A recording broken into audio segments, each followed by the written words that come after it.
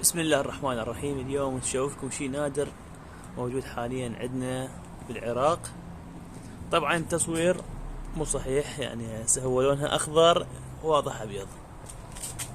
الخضار هسه اوضح لكم، هذا الخضار مالته، هذا الخضار الحقيقي، بس من تبعد عنه يصير على شكل فضي. هذا يعني يصير للأسيجة، الديكورات، حال الياس الموجود عندنا، مقاوم للحر، مقاوم للبرد. الازهار مالته كلش راقيه، راح اخليها لكم بالوصف. هاي بدايه تزهير، حال الياس العراقي، وتزهير مالته يكون على شكل وردي، يعني فد مفارقه حلوه وشي جديد. ان شاء الله راح نكاثر من عده. موجوده هاي الامايه، امايه كبيره يعني نوعا ما. طبعا هاي كلها عمرها سنه واحده، ومثل ما تلاحظون هاي تفرعاتها، وتتشكل وتتقلم بالطريقة انتم تحتاجوها، بالطريقة اللي تحبوها. ان شاء الله راح نقص على قلم الكاثرة حتى لو شتلات محدودة، بس ان شاء الله بالسنوات القادمة راح تكون عندنا منها كميات ممتازة.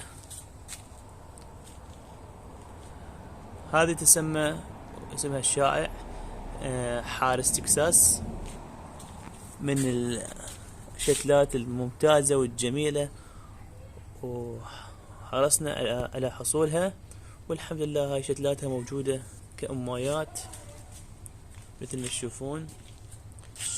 سبق وقلت لكم التصوير يختلف عن بالحقيقة أجمل باللون وبالشكل وبكل شيء.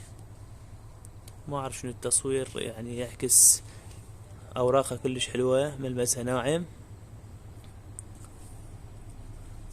راح نقارنها بينها وبين الياس حتى تشوفون الياس وتشوفون الحارس تكساس وتعطونا.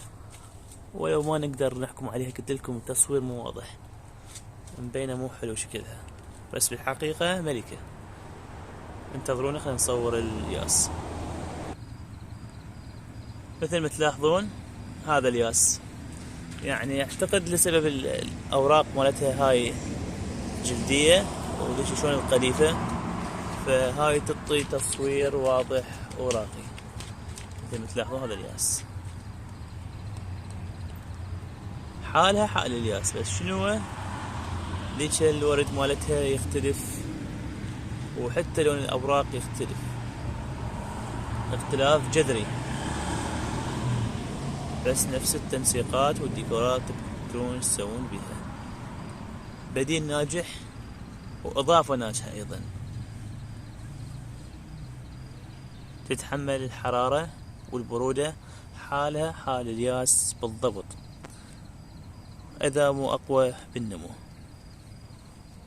وضحت إن شاء الله الصورة وعرفت النوعيتين، وإن شاء الله ننتج منها كميات بالمواسم القادمة. تحياتي وسلام للجميع.